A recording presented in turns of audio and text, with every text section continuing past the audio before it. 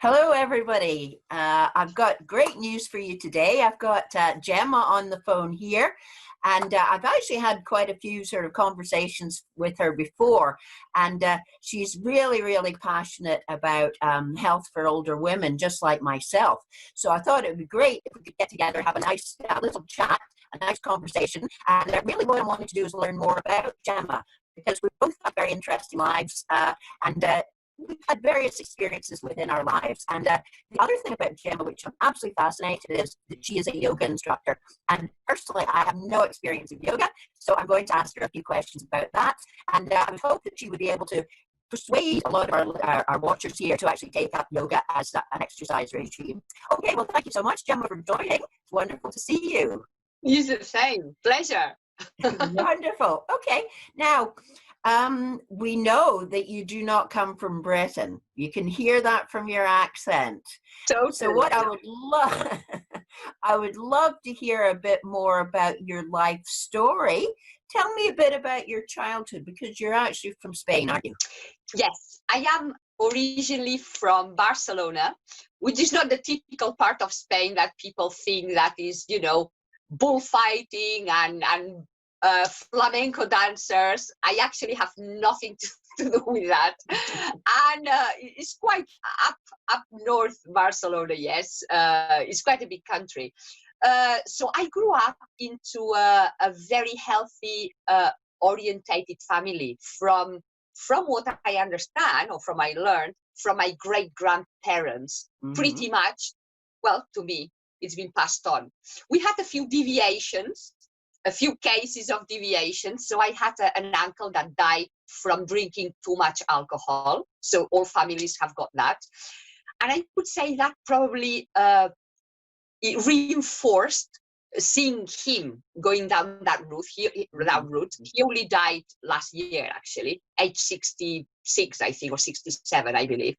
So that had reinforced me since I was in my 18s or teens to kind of get very solid and very focused onto a healthy lifestyle, because I was very close to that uncle and I could see how the type of life that he was doing. I was curious, but something pulled me right back on my tracks. And I think, thank God, otherwise I would have explored drugs myself. It sounds strange, right? But I would have gone a different path, most likely. So yeah, I would say a normal, we all, an open-minded type of family as well. My grandmother also moved from a small village into a bigger city, being a seamstress. They built their own business with my grandfather, went through the Civil War. So I learned a lot. That was one grandmother. The other grandmother also lived the Civil War through a different way, more urban. And I just learned a lot about resilience from them. Yeah. Resilience, adapting to changes, and believing in ourselves. What is it in our power as people, as individuals? That's an essence that has been cascaded through our generations. That I think, yeah. It's interesting because you are similar to me. My role models have been the older women in my family who have been my sort of mentors, my role models. And let's face it, I mean, to me, that appears that it's women who are the resilient ones. Totally. No, totally. Well, they say, like in the nature as well, look at the lioness. You know, the lioness. Yes.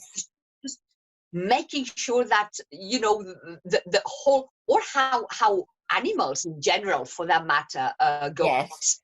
Protecting and making sure that they nurture in a way the offsprings so that they can be successful for life, or they can survive in any case. Exactly. Then the tools, I think that's almost like an innate, but that I've observed that in women as well. Not all women have got the same capacity. Oh no.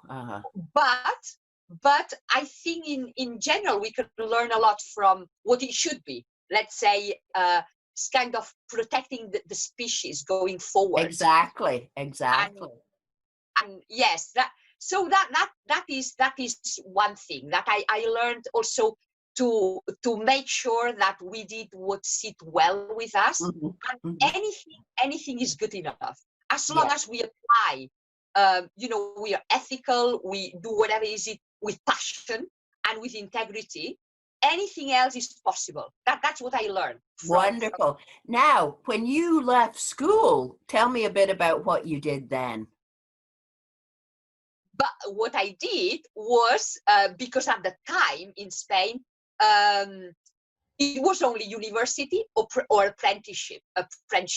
There were no kind of 3-year career or something that I could have probably turned to into sports or things that are available in this country or have been for longer. Yeah. It's all available everywhere. But back in the 1980s, it was a full degree, 5 years, or apprenticeship. And I chose law. So I went to law school. Oh, wonderful.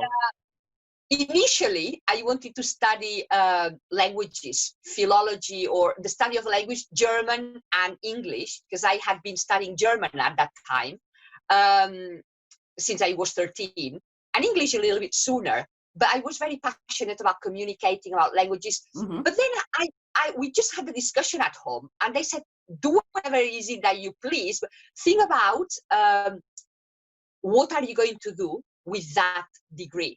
And of course, we were a bit more limited in terms of outcomes.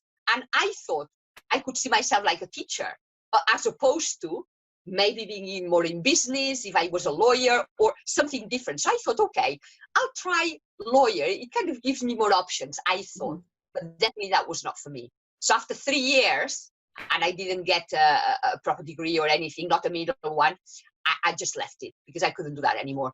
And I end up being in corporate environments as a translator, Right, okay. personal trainer, personal assistant, because my father as well owned a business. And since I was 13, I was helping during summer and Christmas holidays. I was helping my grandmother in the business, and she had a shop, being seamstress, and that was lingerie as well that she was designing. And my father in an office-based place, filing, dealing with the workers, passing messages on, dealing a little bit with all sorts of people, going to the bank, all the errands, and all these things. So I joined a multinational company, and I thought, oh, that's great. A lot of perks here, parties. I felt fantastic there. I felt, oh, that's beautiful. And then I moved to Madrid with a corporate company. Oh, right. So this was part of your job. Yes, as a part of my job. And again, I kind of took the opportunity for a change. And then I got married there. But Madrid and Barcelona is a bit like Edinburgh and Glasgow.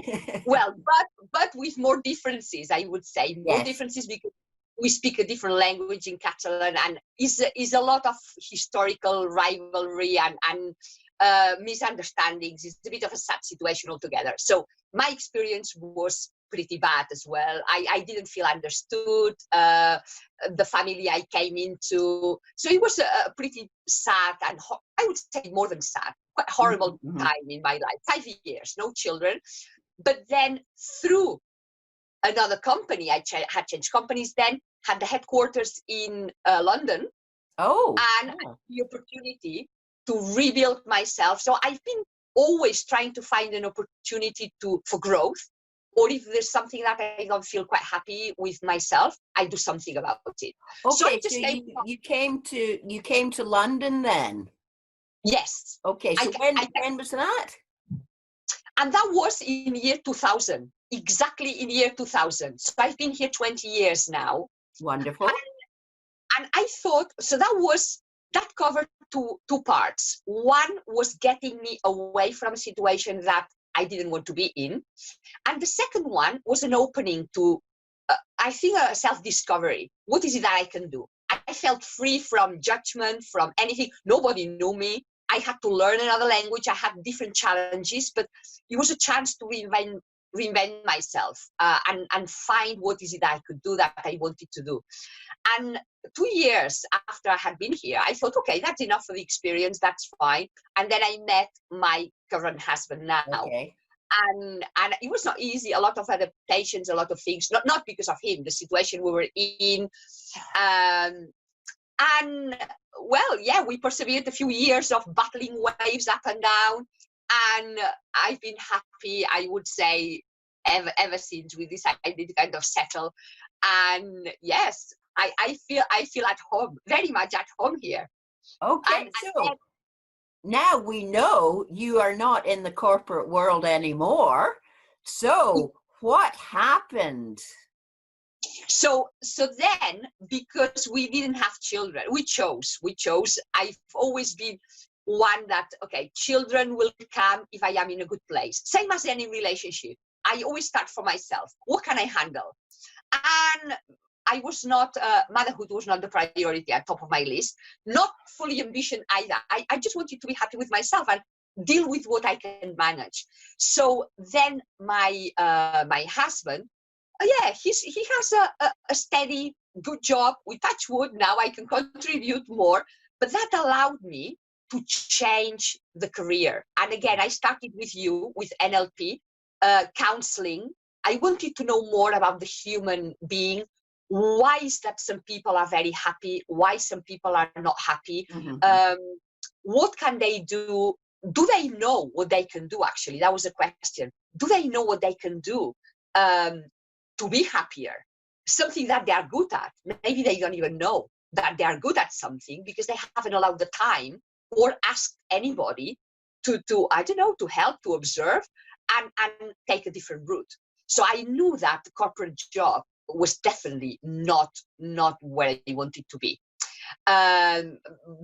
Because of the hierarchy of it. I am kind of a free spirit anyway, and I didn't feel valued at all. I always had to, and that was a lot of, self-esteem issues, not believing in myself, playing small, Mm-hmm. and until I decided, okay, that's enough. So let's take a route of self-development.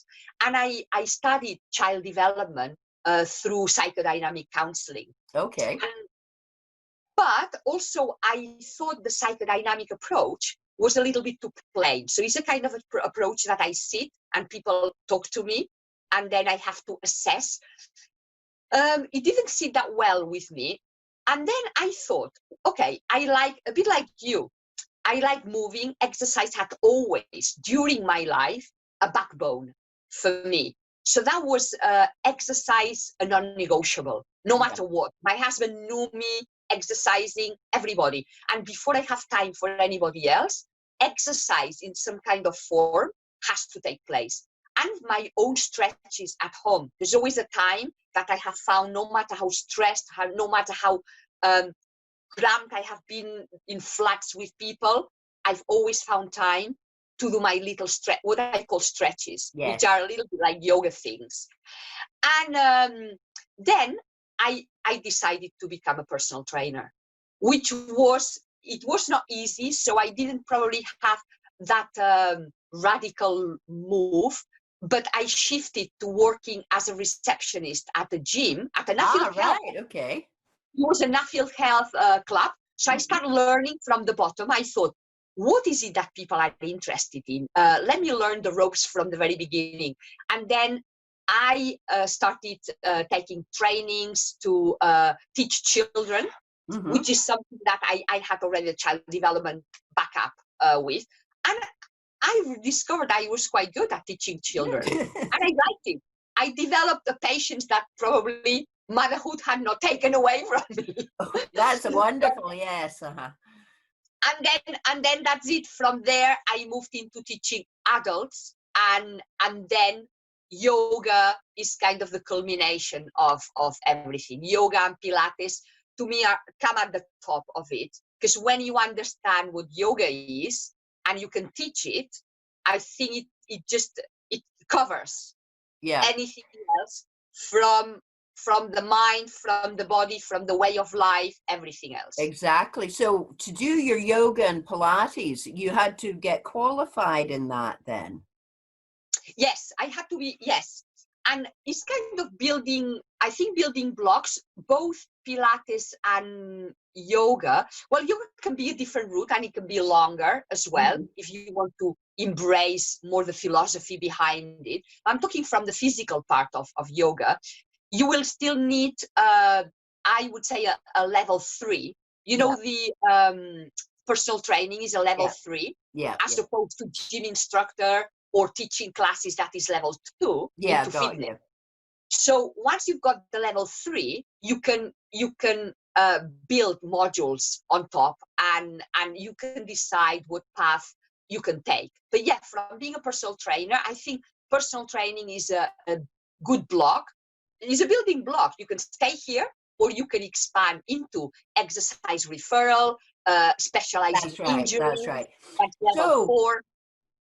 With your yoga, do you tend to do classes of yoga, or do you actually do one-to-one training with people? I do both. Actually, I do both. I do classes, and then I have people that have mobility issues as well. And then we do one-to-ones, because in the meantime, as I was moving from corporate to fitness, I had that different modules. I am also a Zumba instructor. There are modules for children that I learned as well, and I practiced. And then I learned a module backed up by the NHS called Move It or Lose It. Oh, yes. Specific training for people with mobility issues, and learning how to teach on a chair, for example, or all the components and of what is it that a workout entails. The warm up, aerobic curve, resistance, that's right, cool down, and stretching. And I integrate all that in my sessions and my either private or classes. Right. And then that's it. Yeah. Well, I was just thinking, obviously, at the moment, I cannot go along and meet my personal training clients in the gym, because obviously the gyms are shut. The thing is, the beautiful thing about Zoom is you can actually do sessions with people online. So is this what you've resorted to then, Gemma? Yes. So since the lockdown, pretty much, I had to sharpen up to use Zoom, because I was a user, not a host, but I didn't have a laptop. We're both learning with that. Totally. So I am very impressed. That end up, things like that, books, throwing them against the sofa, because that doesn't break and I don't dent anything. Because in other times I would throw glasses, smash. I can be quite aggressive as well. That releases my frustration. I'm not somebody that cries.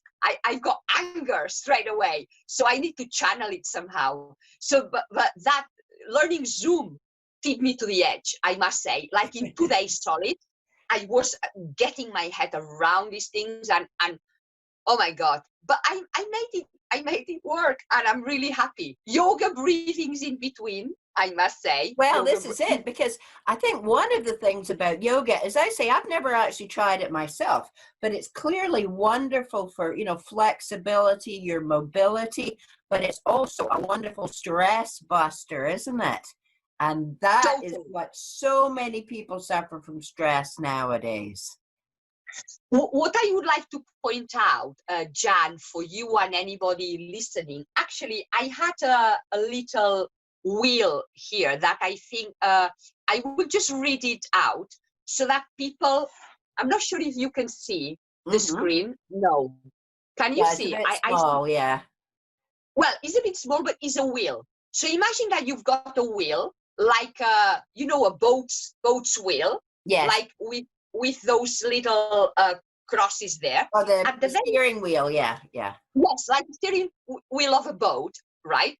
At the top of it, it says union and integration. Okay. At the bottom, it says breath control. Then we've got at the sides, one side is meditative absorption, the other side is external disciplines. Going to the other side is concentration, the other side is internal disciplines. Then at the bottom is withdrawal of the senses and at the other side, it says postures, which are the asana. Yes. So there are 8 parts that encompasses what yoga is. The most known for people are the breath and the physical postures. Yeah. Then, as we link the breath and the postures can be here, as I am sitting. As are you aware of how open your chest is? Are you aware That's it. of you? Exactly. So these are questions that we can ask ourselves when we get into a physical posture. It doesn't have to be moving physical. Any type of posture. It can be static, it can be dynamic. But in any case, you observe how are you into your own body. That connects the mind and the body. And then can you breathe slowly and calmly to internalize what is it that you're feeling? And what that does is first is body awareness. It makes you be in touch with your own body. And then from there, what can you do? Actually, when I teach interval training, I just realized after teaching yoga that even before doing the yoga trainings, that my way of teaching was always kind of a yoga approach from the point of view of getting people set first. Even if it's a warm-up, it's like feel yourself loose, feel yourself like you, and get the intention of the class. What is it that you want out of the workout? So then when you are into that activity, being physical or being dynamic or static, if you choose to meditate, you put an intention, you put a thought, focus on breathing, and that has a number of effects. Just the physical one is calms you down. That's it. And you have more space in your mind, and you have more space in your body. Yeah, it's all about, as you say, it's all about awareness of what you're doing right now. Don't worry about what you were doing yesterday. Don't worry about what you have to do tomorrow. Let's just focus on the here and now. And that will focus you on yourself and looking after yourself. And this obviously goes for anything, exercise, how you eat. You must really be more mindful about what you are eating. That's it. Totally. But I think looking back to how I was brought up to be very present when we were eating, not to be distracted. But even back then, I'm 54 now, I'm talking 40 years ago, 45, we didn't have a TV on when we were eating. So no distractions, no telephones. Nobody would answer the phone, the landline. We would get it, either let it, or even my mother used to take it off the hook. Because during the time we didn't have answering machines, right? I think this is another way how Europeans are different from the British.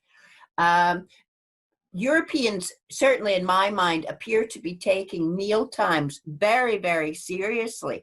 I mean, this is a good family time and whatnot.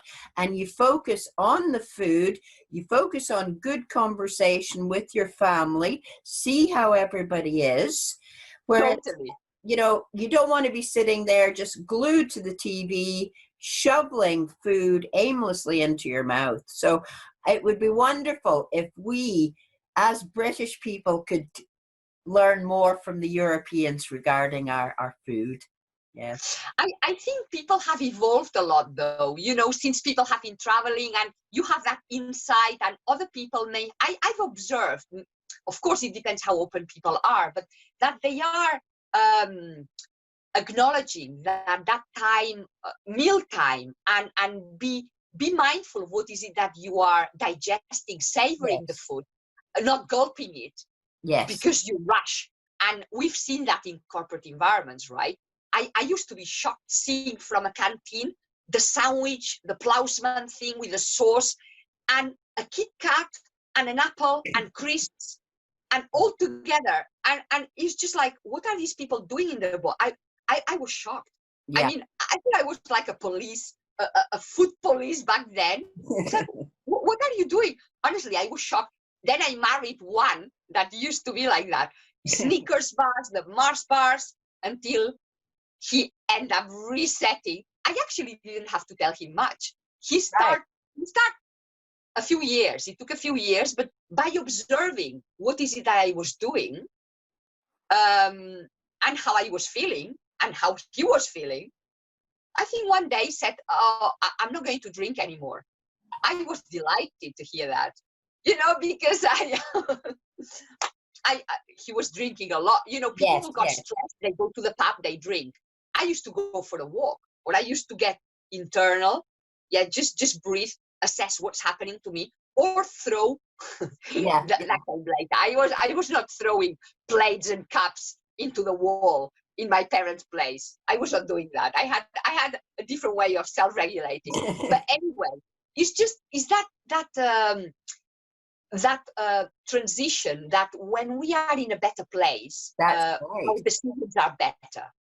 So I think that's what I would say yoga or the body awareness. What is it that we can do to improve ourselves? Excellent. Well, this has been an amazing chat with you, Gemma, and I really, really enjoyed this, because obviously we've all learned so much more about you and the challenges that you've, basically accepted in your life, and you've met them. And obviously you have had various changes through your life, and clearly, you've met these, and you're now doing something that you really love. And I think the thing is that you're helping other people. Now, time is marching on, as they say. We're going to have to actually finish our conversation. But I would like to just say to everyone here, if you want to learn more about Gemma, by all means, connect with her on Facebook. And she also has a group called How to Live a Fulfilling Life, which is a marvelous group, probably aimed more for the older women, just like us. Yes. We sail through life. That's it. I love the way sail. We don't struggle, we sail through life. All right. Well, thank you so much, Gemma. And I'll let you carry on with your day. And bye for now, everybody. Bye, Gemma. Thank you very much, Jan. Thank you.